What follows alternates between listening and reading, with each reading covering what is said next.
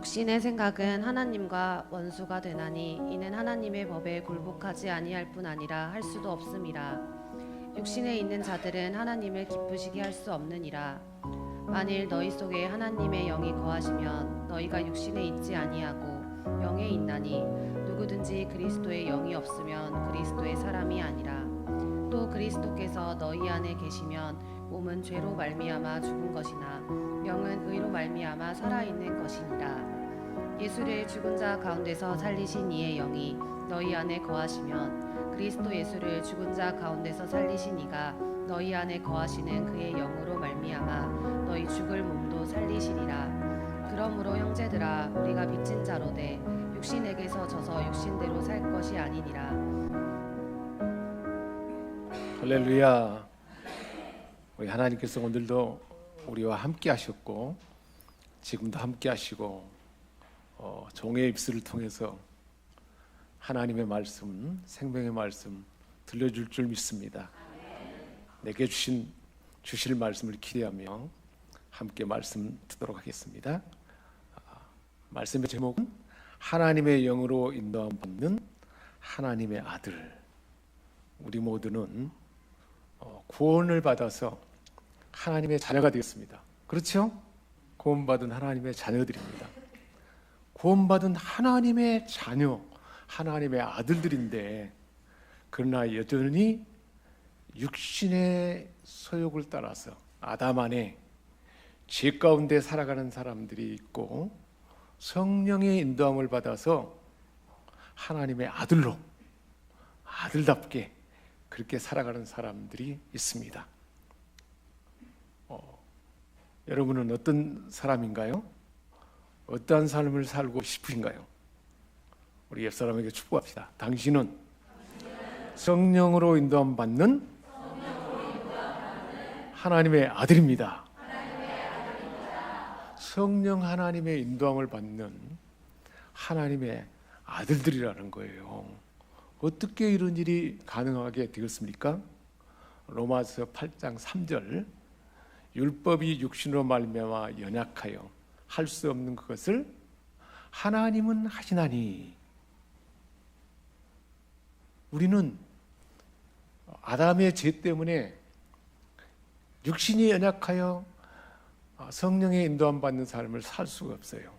그런데 하나님이 하실 수 있게 하셨는데 곧 죄로 말미암아 자기 아들을 죄 있는 육신의 모양으로 보내요.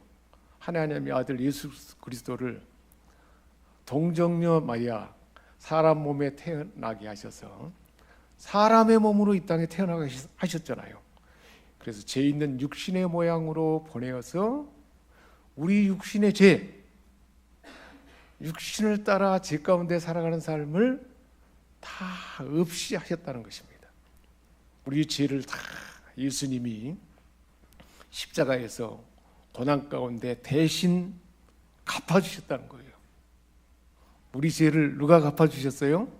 하나님의 아들 예수님이 오셔서 십자가에서 우리가 죽어야 되고 우리가 고난받아야 할 것을 예수님이 대신 받으셔서 우리 죄를 다 담당하셨습니다. 아담 안에 있는 우리 안에 있는 죄값을 육신을 따르는 삶을 이길 수 있도록 주님이 대가를 치르셨다는 것입니다. 그 결과로 우리에게 어떤 일이 가능하게 되었습니까? 우리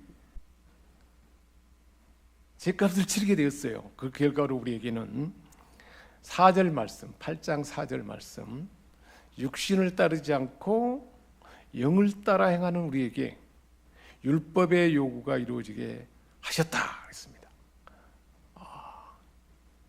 그래서 결국은 우리가 육신을 따르지 않고 영을 따른 삶이 살 수 있도록 하셨는데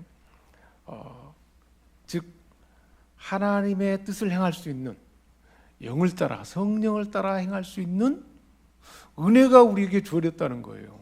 성령을 따라 행할 수 있는 은혜가 우리 각 사람에게 부어졌다는 것입니다. 하나님의 영으로 인도받는 하나님의 아들이 된 거죠. 하나님의 영, 성령의 인도함을 받는 하나님의 아들이 되었다는 거예요. 우리 지난주에 목사님께서 은혜의 말씀을 주셨잖아요. 성령님은 우리의 인생길을 인도하는, 하나님 나라의 길을 인도하는 뭐라 그랬어요? 세르파라 그랬죠. 세르파. 하나님 나라를 인도해서 우리가 하나님 나라의 삶을 살 수 있도록 하나님께서 성령 세르파를 보내주셔서 우리의 길을 인도할 수 있도록 그렇게 은혜를 주셨다는 것입니다. 그래서 로마서 8장 9절 말씀해 주셨는데, 만일 너희 속에 하나님의 영이 거하시면, 그리고 우리 모두에게는 하나님의 영이 우리 안에 8절에 말씀하세요. 하나님의 아들 예수 그리스도를 구주로 믿는 그 순간 하나님의 영 성령님이 우리 안에 계신단 말이에요. 그래서 성령님이 계신 우리 모두는 너희가 육신에 있지 아니하고 영에 있다 그랬어요. 하나님의 영이 저와 여러분 안에 사시기에, 성령님이 사시잖아요. 그러니까 우리는 육신에 있지 아니하고 영에 있다는 거예요. 그러니까 육신을 따라 사는 삶이 아니고 성령을 따라 사는 삶이 가능하게 하셨다는 것입니다. 그걸 말씀하고 있어요. 4절에 뭐라고 말씀했어요? 8장 4절에 육신의 생각은 사망이라 했습니다. 육신을 따라 사는 삶, 그 삶은 사망. 또 육신의 생각은 하나님과 원수가 된다 그랬어요. 우리가 육신을 따라 죄 가운데 살면 누구의 원수가 돼요? 하나님의 원수가 된다는 거예요. 그래서 결국은 하나님의 뜻을 행할 수도 없고 하나님의 원수가 되게 하고 하나님을 기쁘시게 할 수 없다는 거예요. 육신을 따라 사는 삶은 사망길이고, 이게 얼마나 우리 삶에 해가 되는지 우리는 실제로 성경의 역사를 통해서 우리가 한번 돌이켜 보자고요. 하나님께서 여호수아를 통해서 가나안을 정복할 때 하나님께서 여호수아에게 내가 너와 함께 할 것이다. 그리고 하나님께서 필요한 때 말씀을 주셨어요. 그리고는 여호수아를 통해서 제사장이 먼저 앞서가고 한 1km 정도 앞서가면서 백성들은 뒤따르게 해서 요단을 건너게 했는데, 제사장이 요단물을, 제사장들이 법궤를 메고 요단을 밟는 그 순간에 요단에 흐르는 물이 멈추고 계속 쌓여갔다고 했습니다. 그 현장에 있는 사람들 얼마나 감격스러울까요?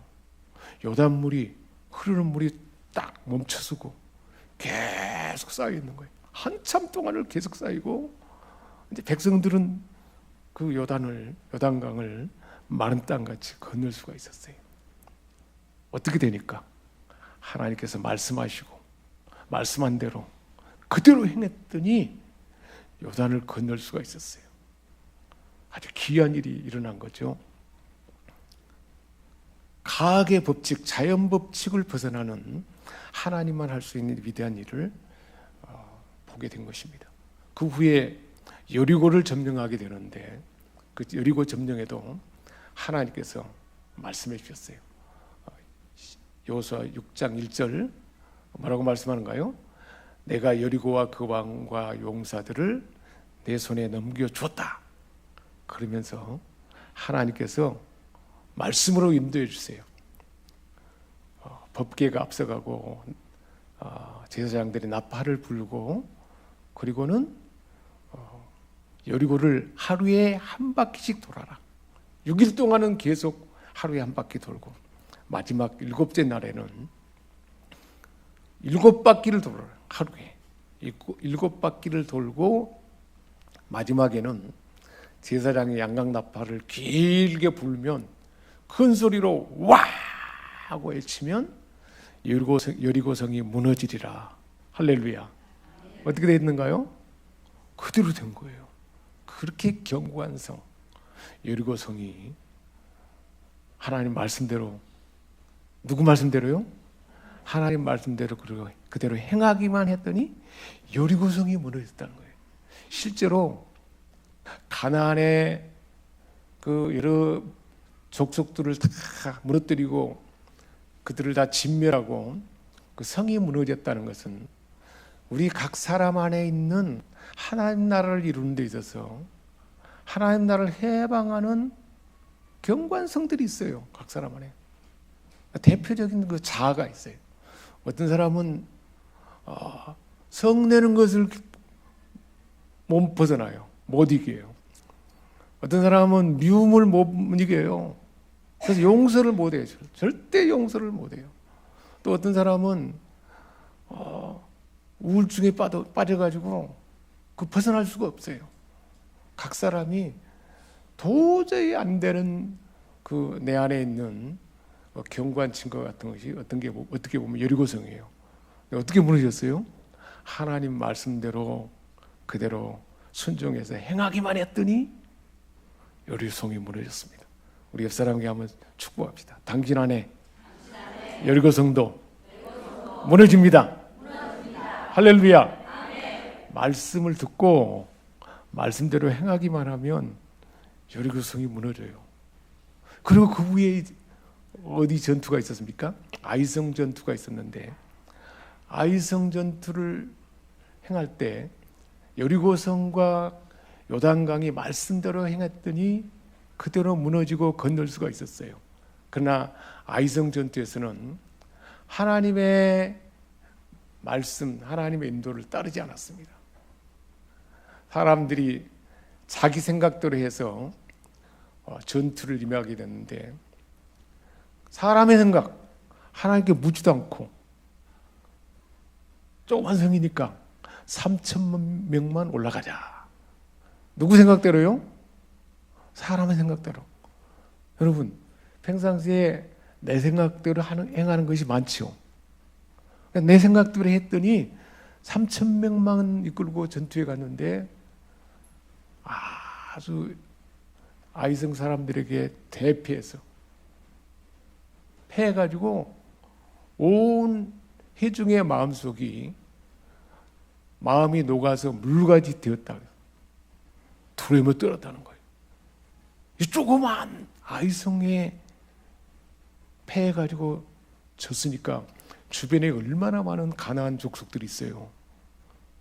얼마나 두려움이 임하겠습니까? 조그만 아이성에게도 우리가 졌는데 이제는 우리 삶은 이제 망했다.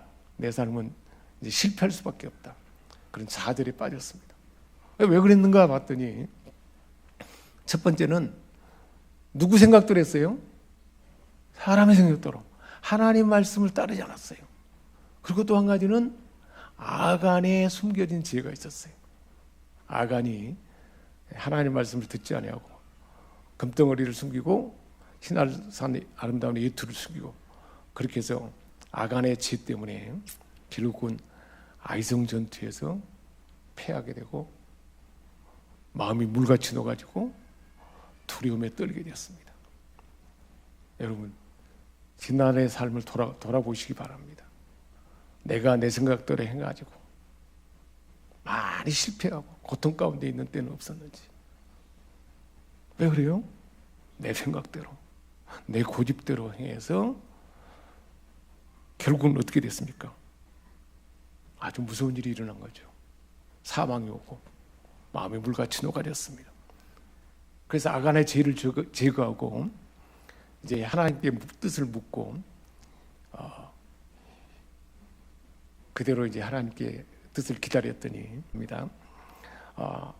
이제 아간의 죄를 제거하고 그리고 이제 하나님 말씀이 들리기 시작했어요. 그래서 하나님께서 여호수아에게 말씀했어요. 여호수아야, 내가 너와 함께할 것이다. 그래서 아이성을 반드시 이길 수 있도록 내가 함께할 것이다. 그리고는 하나님 말씀이 들려졌어요. 이제 아이성을 아주 가벼이 여기지 말고 전 병사를 다 이끌고 아이성으로 올라가라. 그리고는 일부를 아이성 뒤편에 북편에다가 매복을 해라. 하나님께서 하나님 말씀이 그렇게 들려있어요. 그리고 이제 전투가 임하게 됐는데 여호수아가 군사를 이끌고 아이성으로 전투에 올라갔습니다. 아이성 사람들도 밀려왔어요. 우리에게 대피한 사람들이 또 왔네. 우리가 또 이길 수 있다. 그러고 아주 용기를 가지고 아이성 사람들이 전투에 임하게 됐는데 군사가 많단 말이에요. 그러니까 전 아이성 군사와 그 병사들이 전부 다 나왔어요. 그리고 아이성 성문을 비워둔 채로 모두가 나와서 싸움에 임하게 되었습니다.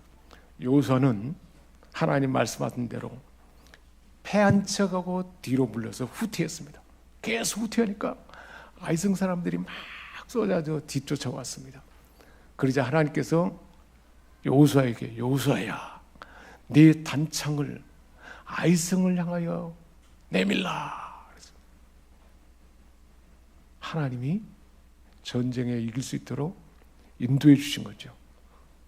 아이성을 향하여 단창을 내밀자 그때 마침 매복에 있던 군사들이 비어있는 아이성을 점령해서 아주 쉽게 아이성을 점령할 수가 있었습니다. 말씀하신 대로 매복했고, 그리고 단창을 성읍을 향하여 가리키라. 말씀하신 대로 단창을 가리키기만 했어요.